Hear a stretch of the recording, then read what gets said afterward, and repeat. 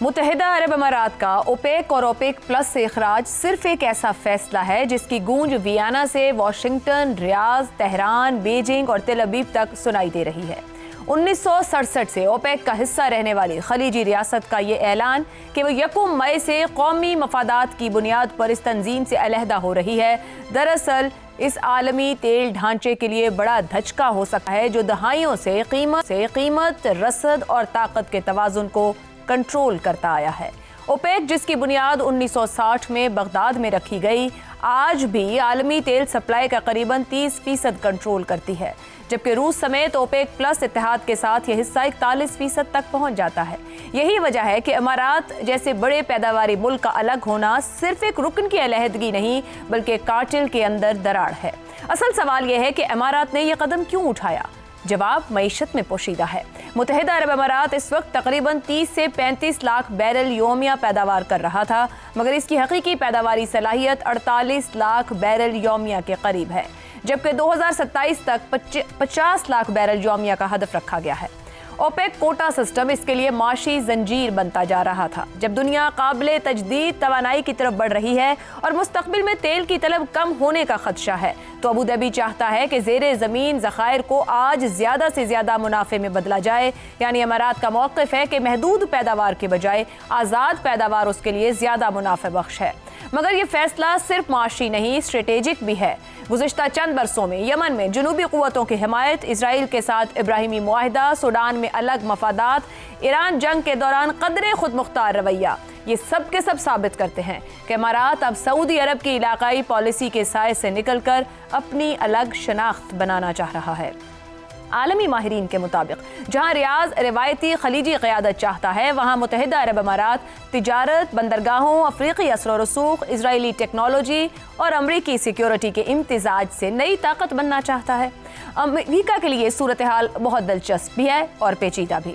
Washington طویل عرصے سے اوپیک کی پرائس کنٹرول پالیسیز پر تنقید کرتا آیا ہے، اس لیے امارات کی علیحدگی وقتی طور پر امریکہ کے مفاد میں لگ سکتی ہے کیونکہ زیادہ سپلائی قیمتیں نیچے لا سکتی ہے، مگر امکان یہ ہے کہ اگر خلیج میں سعودی اماراتی مسابقت بڑھی تو پورا خطہ نئی صف بندیوں میں داخل ہو سکتا ہے۔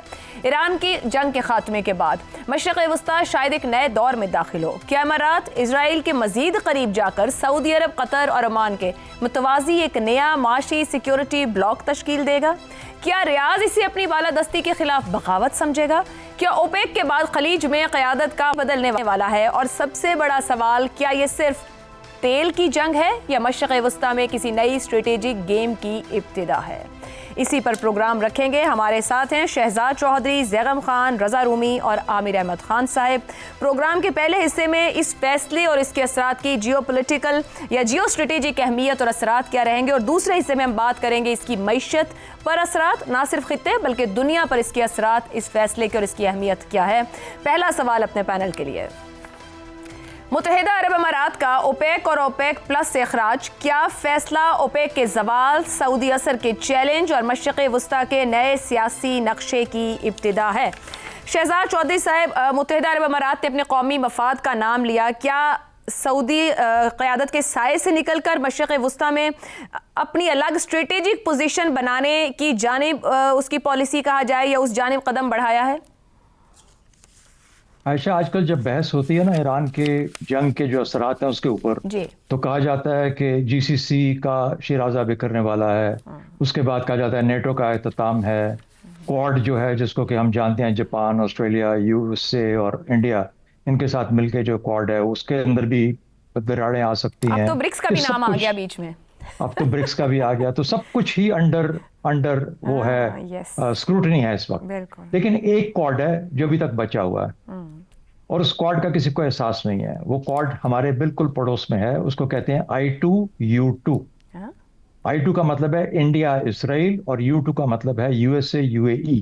یہ کوڈ ہے جس کو کہ انڈیا میں اور UAE کے اندر ایک بالکل مسلمہ حیثیت حاصل ہے۔ یہ کوڈ ابھی تک قائم ہے۔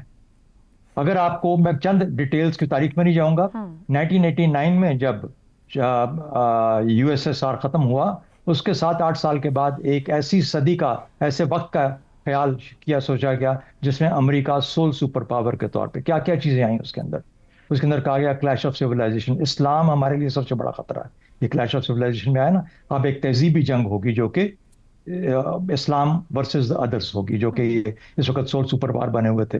اس کے بعد اینڈ آف ہسٹری کا ذکر ہوا کہ تاریخ کا ایک دور ختم ہو گیا. اب جس قسم کی تاریخ تھی اب اس طرح کی تاریخ نہیں پہچانی جائے گی. پھر کیا ہوا؟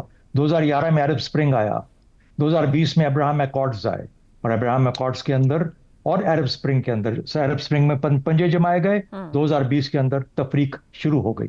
ایران کی جنگ کے بعد سب سے زیادہ شور کیا اٹھا؟ یہ اٹھا یو اے کی طرف سے کہ یہ کیا کہ 3000 میزائل ہمارے اوپر گر گئے، سعودی عربیہ کے اوپر کچھ نہیں گرا.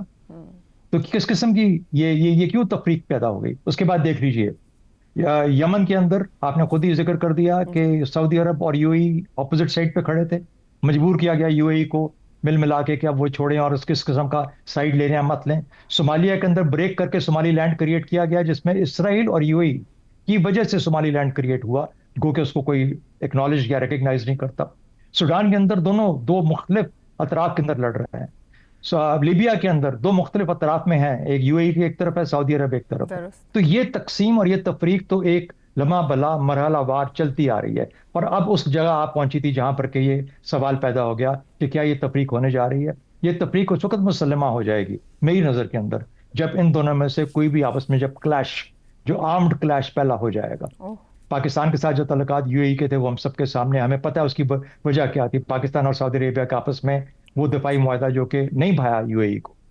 اچھا، تو یہ جہاں پر اس قسم کی چیزیں چل رہی تھیں جو کہ 1989 کے بعد سے جن کی بنیاد پڑ گئی تھی، تو وہ ایران وار نے سپر کیا ہے، تیز کیا ہے ان چیزوں کو اس طرف جانے پہ جہاں پر کہ یہ سب چیزیں پہلے سے رستے پہ متعین ہو چکی تھی. یو اے ای اور سعودی عربیہ کے بیچ میں رپچر آ چکا تھا. میں نے ایک مضمون لکھنے کی کوشش کی اپنے اخبار میں شاید جنوری کے مہینے میں، مجھے روک دیا گیا کہ ہم نہیں یہ پبلش کر سکتے، پاکستان اپنے تعلقات دونوں ملکوں کے ساتھ خراب نہیں کر سکتا. لیکن بالکل واضح ہو کے تفریق اس وقت تک سامنے آ چکی تھی. تو کیا ہے ہو کیا جو اب کیا ہو سکتا ہے اس کے بعد؟ ہاں، وہاں پہ مسلمہ ہو جائے گی جہاں پر کہ غالباً یو اے ای کا کسی بھی اپنے جی سی سی ملک کے ساتھ ایک کلیش ہو جائے گا. یہ اوپیک سے اخراج میٹر کرتا ہے اس سچویشن میں؟ میرا خیال ہے وہ بھی ایک واضح چیز ہے نا، کیوں نکلائی ہے وہ انڈیکیشن گو کہ اس کے زیادہ بات چیت تو یہ ہے نا کہ وہ کہہ رہے ہیں کہ اس کی معاشی محرکات ہیں، لیکن خاص طور پر سعودی عربیہ کا ایک کنٹرولنگ پوزیشن پہ ہونا. پھر اس کے بعد دیکھیے جب اوپیک سٹارٹ بھی ہوا تھا تو جب یہ 1960 کے اندر فارم ہوا، امریکہ کا اثر رسوخ سعودی عربیہ کے تھرو اور امریکی موجودگی کے تحت کافی زیادہ تھا، وہ کنٹرول کر سکتے تھے. 1973 میں اس کو پہلی مرتبہ ویپنائز کیا گیا پاکستان کے اندر، جو اسلامک سربراہ کانفرنس ہوئی اس کے اندر، کہ اور احساس دلایا گیا کہ ہمیں اس کو استعمال کرنا چاہیے مسلمان ملکوں کو. اوپیک کے اندر ہمارا وزن ہے. شاہ فیصل اس وقت ابھرے، اس کے بعد ان کو شہید قتل کیا گیا ان کے پیلس کے اندر. تو یہ سب چیزیں تاریخ کے اندر ایک حصہ ہے، یہ ایک کنٹینیوٹی ہے جس کا کہ غالباً میری نظر کے اندر اب انجام سامنے آ رہا ہے. فائنل بات میری طرف سے، مجھے یوں لگتا ہے کہ یمن اب دوبارہ تقسیم ہونے جا رہا ہے. مجھے یوں لگتا ہے کہ یو اے ای اور اسرائیل I2U2 کی مدد کے ساتھ اور اس کوڈ کے تحت کوئی نہ کوئی ایک سیپریٹ رستہ بنائیں گے انڈین اوشن کی طرف. یہ جو ان کا جو کنٹرول ہے، یہ بھی ہو سکتا ہے کہ یو اے ای بذات خود اپنے اندر کچھ چینجز آ جائیں اس کے اندر. تو کہاں تک وہ اپنی موجودہ بندرگاہوں پہ اعتماد کر سکتا ہے یا اس کو نئی بندرگاہوں کی ضرورت ہے، عمان کے ساتھ تعلقات کیسے ہوں گے، یہ سب کا سب بدلنے جا رہا ہے. قطر، عمان، ایران، یہ تین ملک جو ہیں ان کے اوپر بہت گہری نظر رکھنے کی ضرورت ہے، کیونکہ یہ آپس میں ایک قسم کا اتحاد یا آپس میں کوآپریشن مجھے بنتی نظر آتی ہے. درست ہو گیا جی.